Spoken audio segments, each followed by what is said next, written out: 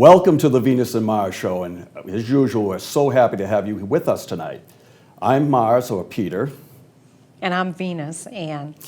Tonight we have somebody that you may not recognize his name, but you most certainly have heard his voice before.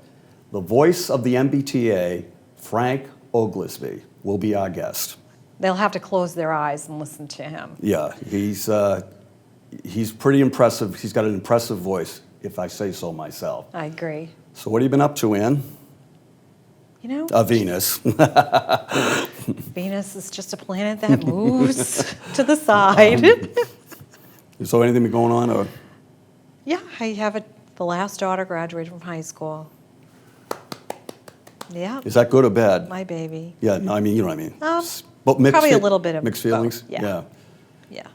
She's the last, she said. One of the last. Last. Yeah. Well, I have some good news, at least from my standpoint. I finally finished this project that was hatched 4 years ago when I grew a beard, and I finally got it completed. I filmed it in January, got all the voiceovers done, and got everybody paid, the ones that I had to pay. And it's a spoof on the most interesting man in the world, except I'm the most inspiring man in the world. Oh, a little Let's see if the audience agrees. Very nice chatting with you. I don't drink often, but when I do, I know my limits. Stay sober, my friends, and enjoy every precious moment life has to offer. Stay in the moment, my friends, and reap all the rewards you so richly deserve. And besides, sobriety can be so sexy. This PSA was very important to me. So important that when I almost gave up, I'm so happy that I had a second chance to promote it, to produce it. And the reason is that what I'm saying or trying to convey in this video, PSA, is something that I saw in myself. And I have a feeling that a lot of you will be able to identify of what I'm talking about. Well, the star of tonight, Frank Oglesby, is coming on in a few moments. Yay! Frank, welcome to our show. You came a long way to be here, and we really appreciate it. Thanks, Peter, for having me. Thank you so much. Thank you, Ann. Nice to have you. Now, It's great to be here. Frank came all the way from East Longmeadow? Yeah. Yeah, to be on our show, and we're grateful that he's here. Frank, you have quite a resume, if I may say so. You're known as the voice of the MBTA. I've been called that, yes. Yeah, ladies and gentlemen, you may not know Frank by his face or not even his name, but you certainly, most likely, have heard him. Are you going to say something that you say over the loudspeaker so everybody can close their eyes and listen to this? Attention, Red Line passengers. The next train, the next outbound train for Harvard Square is now approaching. Is now arriving. That's great. That kind of thing. Yeah. I say that. I also have made other station announcements and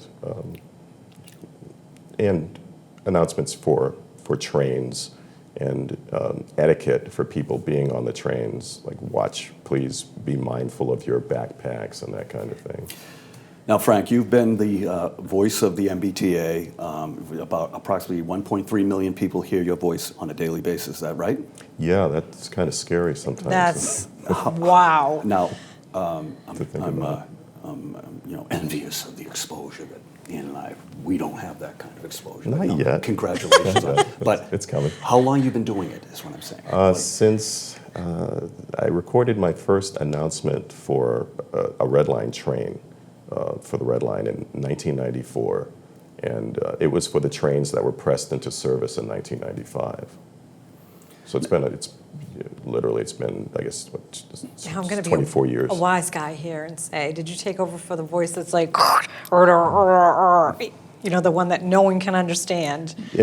Yeah, actually, that was the reason they wanted to use me.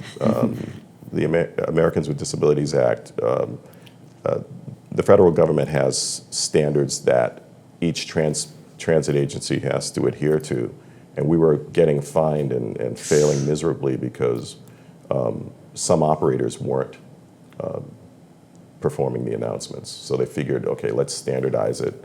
Let's put equipment in all of the, put the equipment in each train and then eventually bus by which we can run automated announcements, and that way we can stop getting fined by So the now federal that's government. something new, because I would have thought that the announcements would come over a loudspeaker in the station, but that's not the case. It's actually on the train itself. It's on the train, it's on buses, and it's also in the station. Oh, it Oh, is. okay, so it's everywhere. Right. Yeah. Now, this is 1994. That's that's quite a while ago. It's 25 years ago. Right.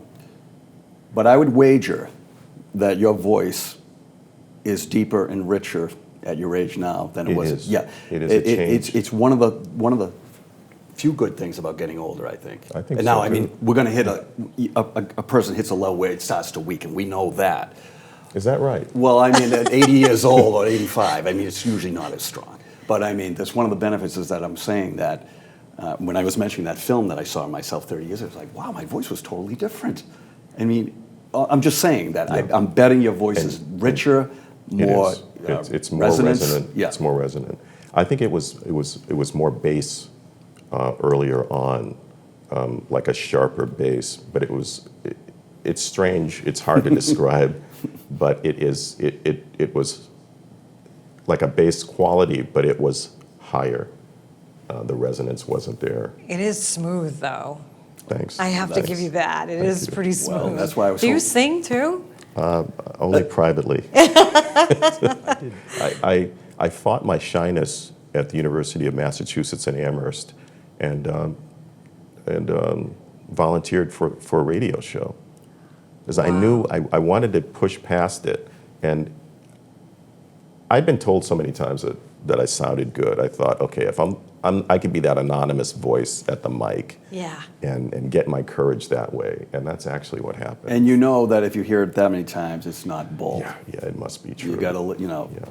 Now, and I met Frank actually about, 7 months ago? Was it November? It wasn't long ago, yeah. On the set of the Society, Netflix. That's right. The only reason why I'm bringing this up because I went up to Frank as extras. I knew we were getting in line for pictures, I think, or something like that. And I was standing right next to him, and I turned to him. I said, "My name is Peter." My name is Peter, and he goes, "My name is Frank." And I said to him, it blurted out almost, "You got to be doing voiceover." Yeah. And I mean it. I was animated with Yeah. it. It wasn't you got to be doing voice.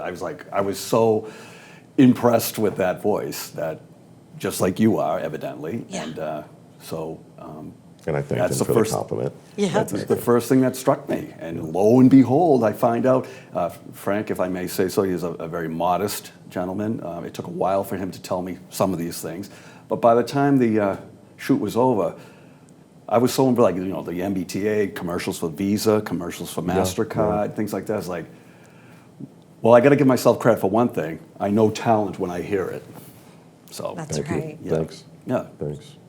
How Yeah. are you when you listen to your own voice? I used to be, I think, more critical. Now I'm a little more comfortable with hearing it Yes. Like to hear than I that. used to be. And maybe that's because I think I am better. I've trained. I've had more training than I had earlier on. So I'm more confident, and I know more of the technical aspects of how to do specific reads, the technical stuff, like the medical stuff. There are different categories, and you have to be well versed in each one. And I'm still getting better. I still see room for improvement. But the stuff that I've done professionally to date is stuff that it's fairly easy for me to handle right now. But I want to get better, even better at the technical read and some other things, so that I can, when I have my demo tape done, I can just cast it out and then start Now, rolling in. have you ever had a more demo work. tape?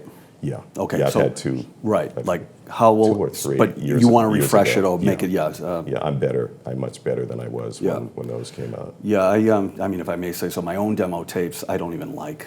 They were made 10 years ago, and I listened to them. And to answer the same question, I have learned to not even be critical of my voice anymore. I don't care. I used to didn't like it. Most people don't like their own voices. Let go of that. I don't even care. Sometimes when you do a voiceover that purposely you don't sound like yourself. Oh yeah, yeah. At all, and No. then that's where you say, "Wow, that wasn't bad," because it doesn't sound like me. Yeah, last August, I took a workshop at the famous Boston Casting, in which We're all members. yeah, Right. We're all members. yes, and the amazing 129 New Angela Braintree Perry. Ave. Angela, love Yeah. her. And this guy is a cartoon voiceover actor, and he coached me, and I didn't know this guy. We were all there just for 4 hours. He coached me to be a cook, one of those hard bitten cooks on a chuck wagon. Literally, you mean Yeah, like a literally. I mean, I'm that guy a period with though too. Yeah, I'm that guy with the dirty hat and the tooth missing, and I'm talking to this person about how they should be treating me, and I said this dialogue. I actually became that person. It doesn't sound like me. I sounded like, and I have it on tape. I sent that to a few people, and they were like, "That's you, Frank? That's amazing," and it was great. Because you were, you were a character. He got me right there. And I thought, that guy is an amazing coach. But how did you know what to even sound like with a guy like that? Well, he tells he gave you a little he's direction? He's like, okay, you know your life expectancy is only about 40, so you probably have arthritis, this, that, and the other thing. You're dry, you're parched, your teeth are bad, you probably can't see well.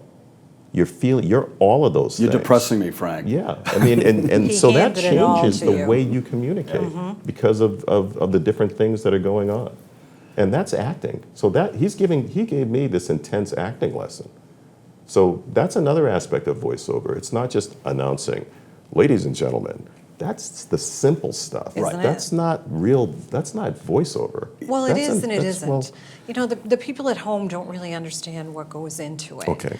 And I kind of want to give them a glimpse of that, Okay. you know, from your perspective to get them up to speed, because I've done like a voiceover for telephones, and it was say, you know, extensions, but you have to say the number 1 in all different tones, depending on where it's Oh, you landing do? in the numbers. The one has said differently? Yes. And what's the reason? And the 2s, it's all in how, like 9210, if you were going to be having the 1 in the middle versus the 1 at the beginning. Oh, right, that's Y- 1-800. It's all done with tone. So I'm wondering, is the same type of thing, or can you explain?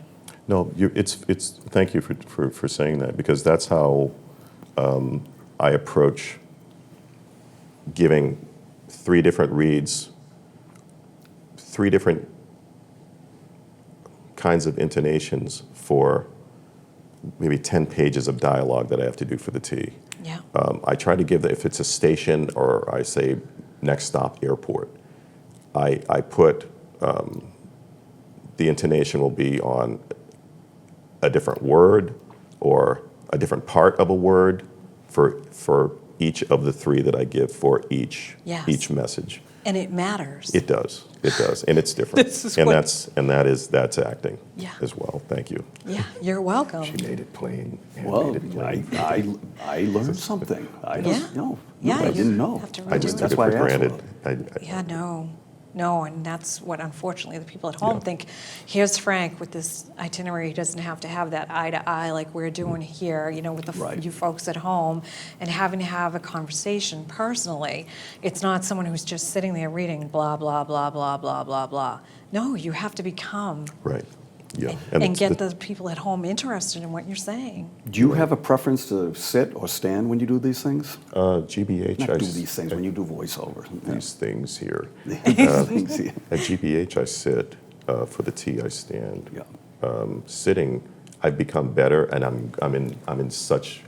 I've dropped 24 pounds.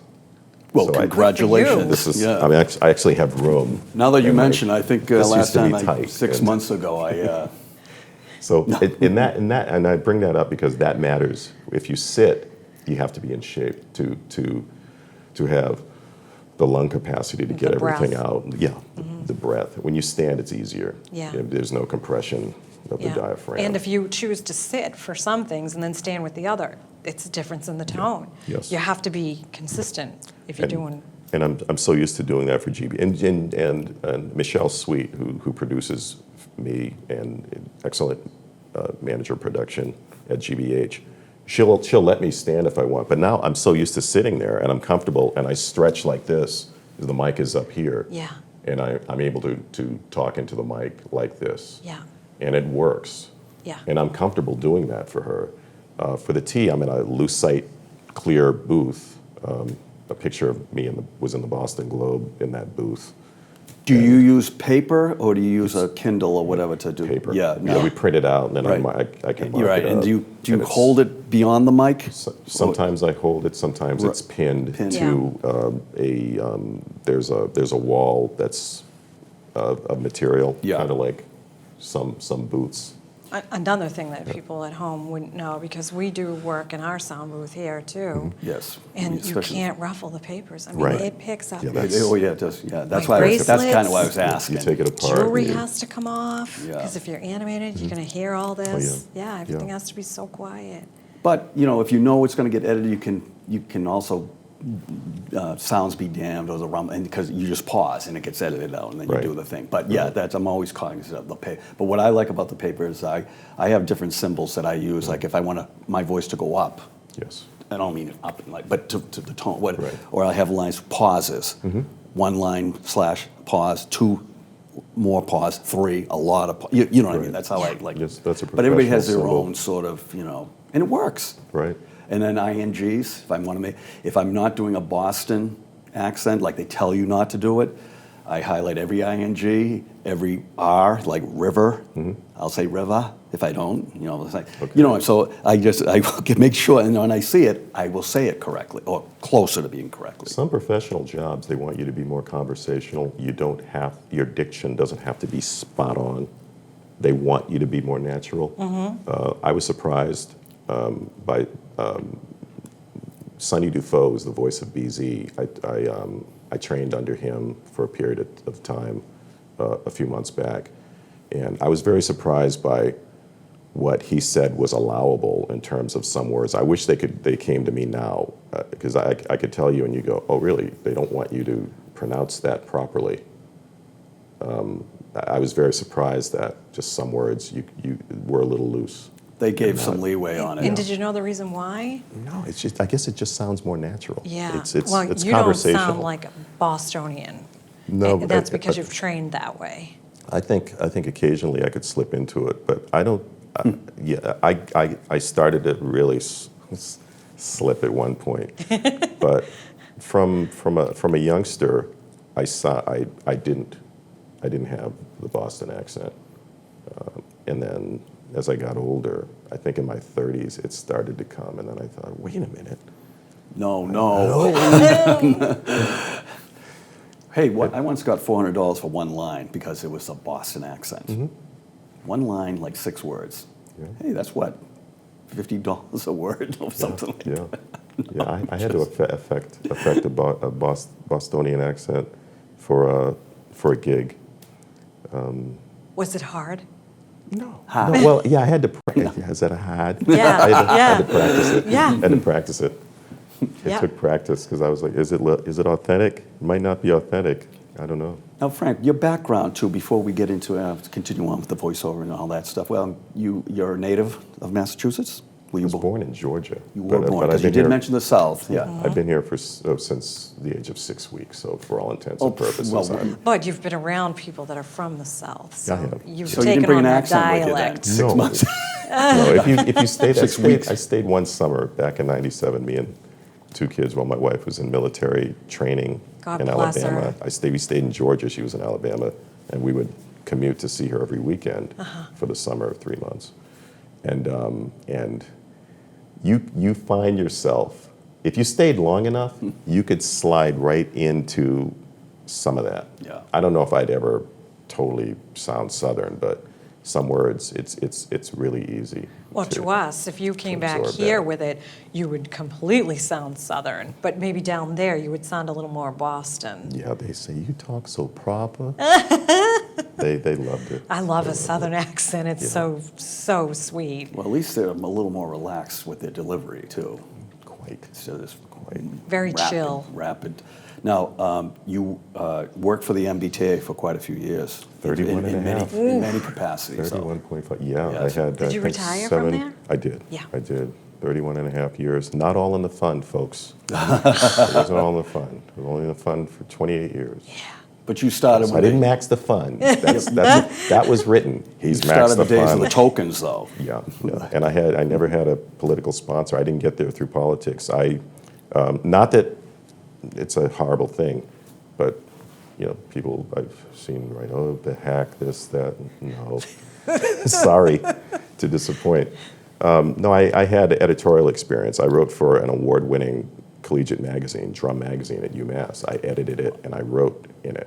I wrote articles for it, and Jim O'Leary, who was GM at the time back in 84, 85 when I got there, and Jane Daly, they were looking for a proofreader.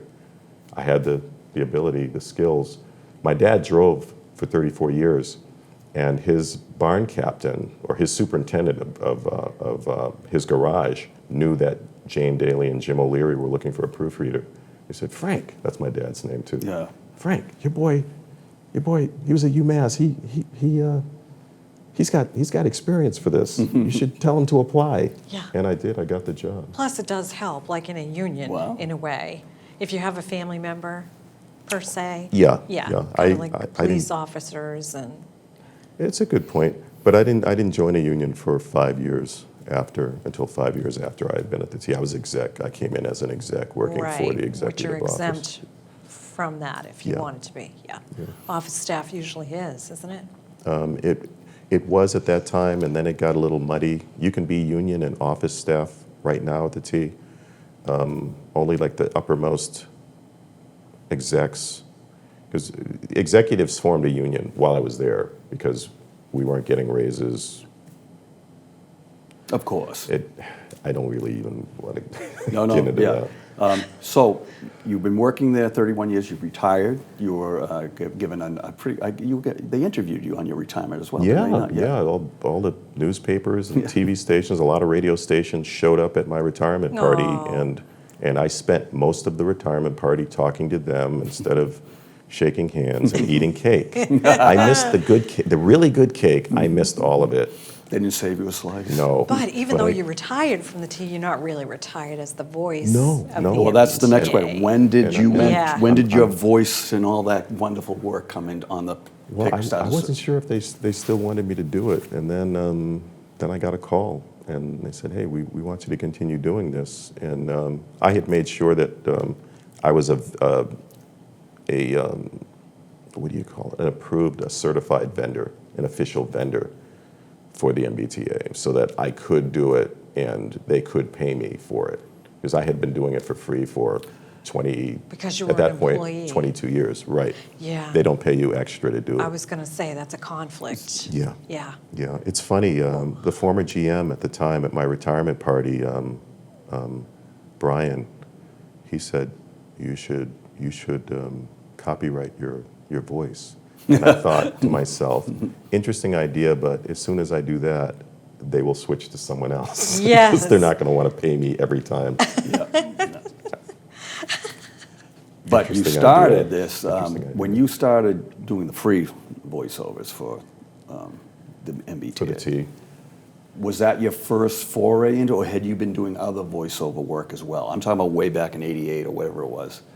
I had only done college radio up until that Would you- point. I did a voiceover for a professor at UMass for a traveling exhibition that showed at the State House, and I think across the state for W.E.B. Du Bois, and his son David Du Bois, I guess, traveled with the exhibition, and my voice was on it, but it's my understanding that my name wasn't attached so people assumed that it was David's voice. I found that out later.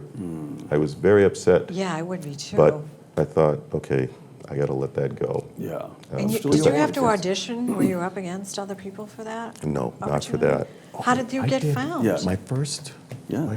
paid job was for Paul Newman's Hole in the Wall Gang Camp. I did read that. I did I read did, that too before we came. I narrated his funding video. And you beat out a lot of biggie I beat out newsmen for that. That was '88. when you wore I younger forgot man's about clothes. that. Yeah, I That's forgot that. nerve-wracking, Yeah. right? Because you Yeah. want it. Oh yeah. $1 million mixing board at the Schrapt building. They had this studio in there, and this very expensive mixing. It was like a big deal. Shaw Sprague recorded that for me. Do you have a clip that the audience would, so they can hear you? Yeah. Do you have one in mind? What did I? Like, you know, but I 15, did- 20, 30 seconds. You know, I did. I did a funding video for the T to get work, refurbishing equipment, parts, things like that. I couldn't quote any of that at this point. No, but we can play We it, please. can- No, what I yeah. want to do is I Oh, want to play it's- it. oh, fine. We're gonna, just something that, yeah, we, Yeah. I don't know. I'd have to dig it up. send me something. Yeah. It's- And we'll I put will. the link up, I'll too. look for it. Yeah. I'll look for Wait, it. watch. The destination of this train is Heath Street VA Medical Center. Well, if you use the T, it's a voice you hear every day, but we've never actually seen the man behind that voice. That warm baritone is a calm note in the sometimes, often, turbulent system called the MBTA. And today, Frank Oglesby, the voice of the T, is retiring, but his words will live on. Change here for Boston College, Cleveland Circle, and Riverside. He's a constant companion during our commutes, Entering Copley. keeping us informed The destination of this train is Leechmere. and alert. Doors will open on the right. They'll hear me on buses, they'll hear me on trains, they'll hear me at station platforms. And we've been hearing Frank Oglesby for more than 20 years. The next Orange Line train to Oak Grove is now approaching. He's the guy who records the T's announcements. And today, after 31 years working for the T, he retired. But his measured, soothing voice will still be heard on trains and buses, at least for the short term. Sometimes folks have frayed nerves as they wait for trains, and I've heard back that they hear my voice and it seems to calm them, and that brings me joy. Entering Northeastern University. I feel like he's kind of a staple in Boston at this point. It's like something that really reminds me of like me feeling like it's home here. No smoking, please. I mean, I wish I had his voice. I would be working for the radio or something. Well, Frank would like to continue recording messages for the T, but says that's a discussion that is still to come. But in the meantime, at 54, Frank is going to start a new career as a voiceover artist, and he certainly has the voice to do it. He's welcome to record my, my voicemail That's outgoing right. message. He can You do are that. leaving a message for David. I'm David Wade. He does have a soothing great. voice. Well, you just made it sound voiceovers really easy, like we have it made compared to all these other. Yeah. But again, Frank, thank you so much for joining us. Thank you, Peter. We really appreciate Thank you, coming man. on. Thank you. Thank you. Well, what a voice. Smooth, Oh like my God. silk. Well, I told you my first impression when I first met him, you gotta be doing voiceover, and that voice is just something that is music to my ears, I'll tell you. To a lot of commuters every day. Yep, 1.3 million. Wow. 1.3 million, think about that. 1.3 million people hear Frank's voice on a daily basis. He's got a long ride, though. Yeah, he does. Coming from Western Massachusetts just to visit us. Well, Very lucky. we hope you enjoyed our show and our guest Frank Oglesby tonight.